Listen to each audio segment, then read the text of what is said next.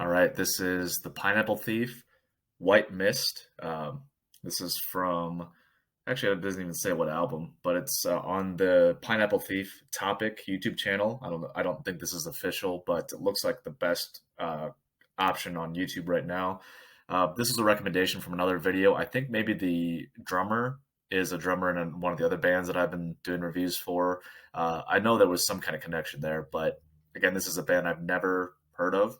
I have no idea what to expect. I'm assuming it's going to be, I think it was a prog review I did, so I'm assuming prog rock, prog metal kind of stuff, but we're just going to dive right in. Again, this is The Pineapple Thief, White Mist. You're pushing.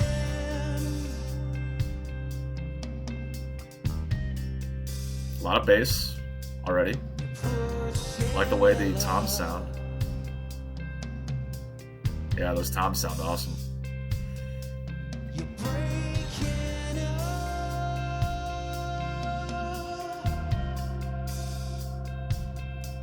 I think you've done enough.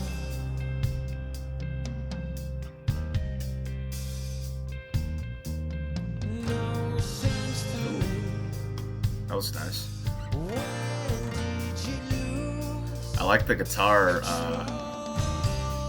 The guitar production was awesome because you could really hear yeah, you can still hear the strings, like the impact of the pick on the strings. I'm assuming it's a pick. It could be just their fingers. Ooh, that groove right there.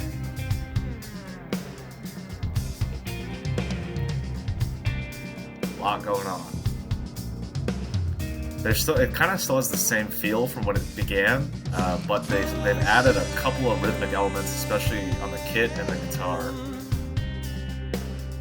I love what's going on in the kit right now. This is a great suggestion. It overdid this. Got the hi-hat going. Kind of an odd snare sound, but again, it sounds awesome. Just the kit mixing sounds fantastic right now.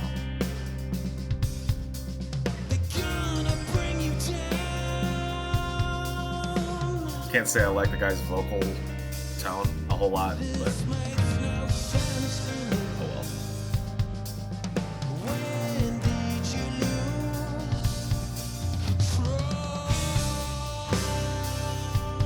well. Nice.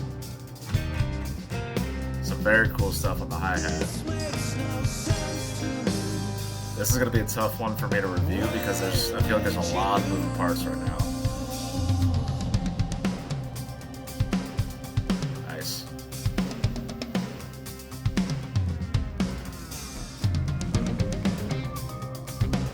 Added some electronic stuff, and we're definitely introducing a lot of different rhythmic stuff, and we're staying right here, but the rhythms are, that was a cool little fill. The rhythms they're doing on the guitar and the kit are a lot more. Wasn't expecting that. This is a weird feel. And kind of how fast and on the beat the bass kick is. Huh.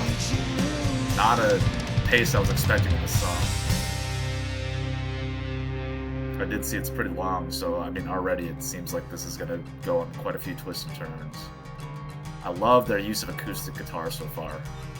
And it just sounds amazing. I use the word organic a lot when I talk about an acoustic sound. It just does not sound overproduced whatsoever. That sounds amazing. Adding some lead guitar too.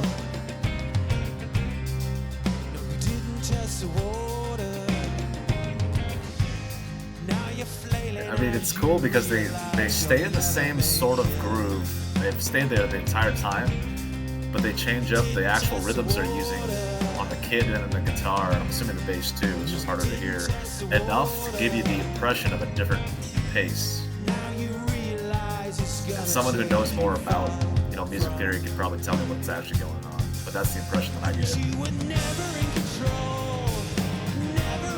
I feel like they're just waiting to kind of break out here a little bit.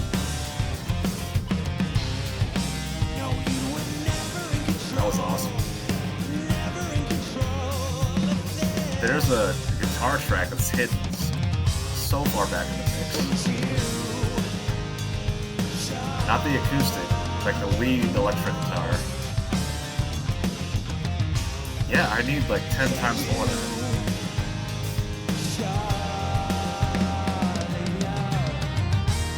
I like the contrast of the, you know, that kind of ride that they were doing there with the rest of the hi-hat stuff he's doing.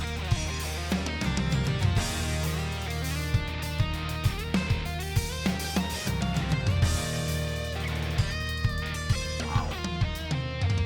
Some serious kit work. Again, I can see why this is recommended.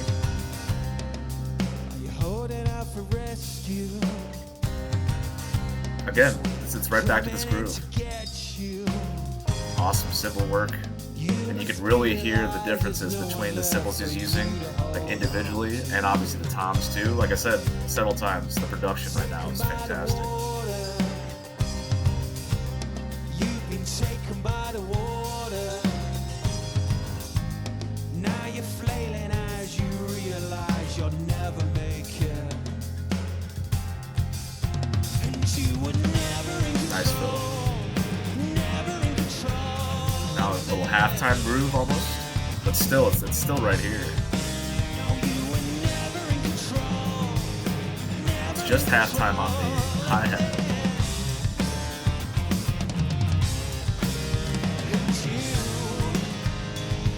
Now we're back to the halftime on the ride. God, that sounds so cool.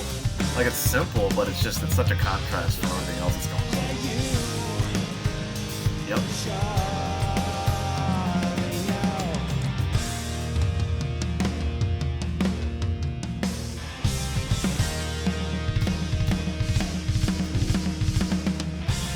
That was cool.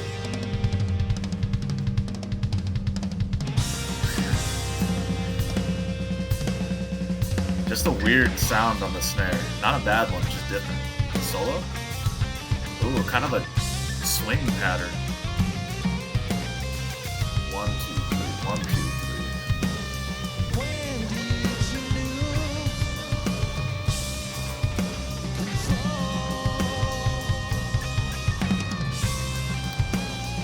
It's kind of a strange passage, but I like it a lot. Not afraid to let that kind of noodling hang on top of the vocals.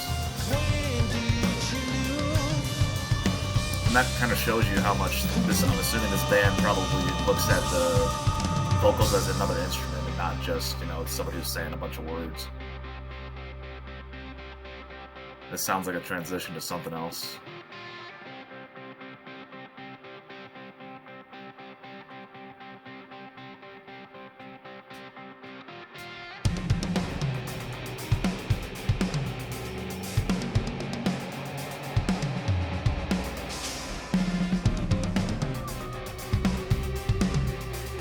Nice. If we just get kind of an extended drum solo section here. Definitely some electronic stuff, maybe keyboard. A lot of dissonant, echoey guitar work.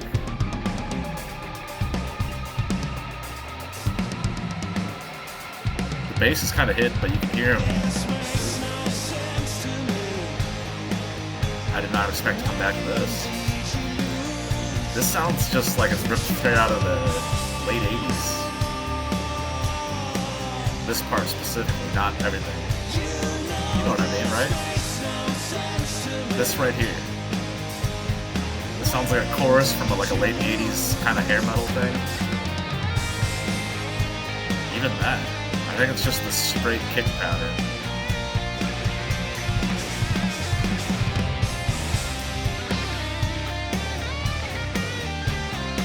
Two different guitar solos at once.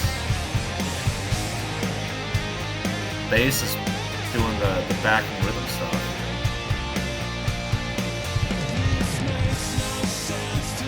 We're staying right here, okay. This is just a weird feel. I'm not complaining.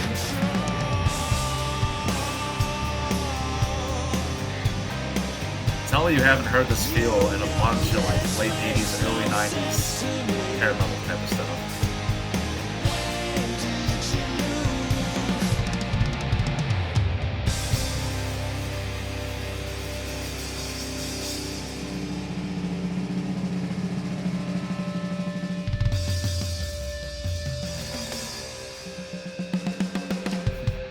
show off, little flair.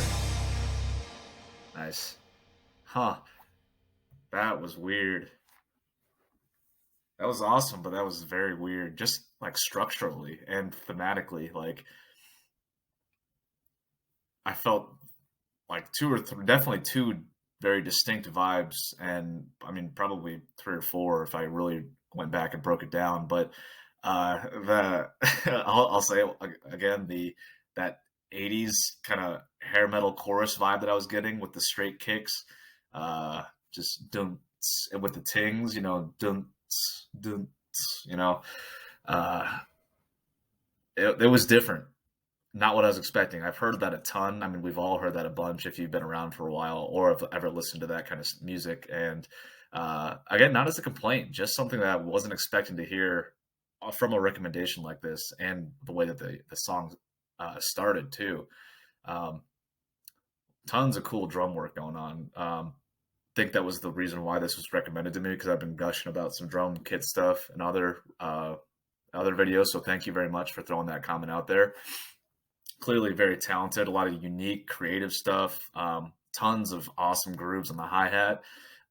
Even if they weren't necessarily like crazy rhythms necessarily. I mean, as far as like the interplay between the hi hat and the snare and the bass, like or bass kick, like not a whole lot of what I would have called like polyrhythms that I could pick out, but certainly showing off a lot on the hi hat, showing off a lot on the toms. Toms sounded fantastic.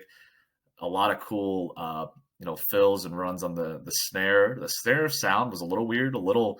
I mean, again, I'll say it like an idiot, but there's that switch that you turn off and on a snare to get it to be snappy and get it to be a little bit more thick. It sounded like he was like halfway in the middle there. And I'm sure it varies by the snare too, but it did not sound like a super snappy snare, which is, again, hey, I'm not complaining, just clearly a creative decision on their part.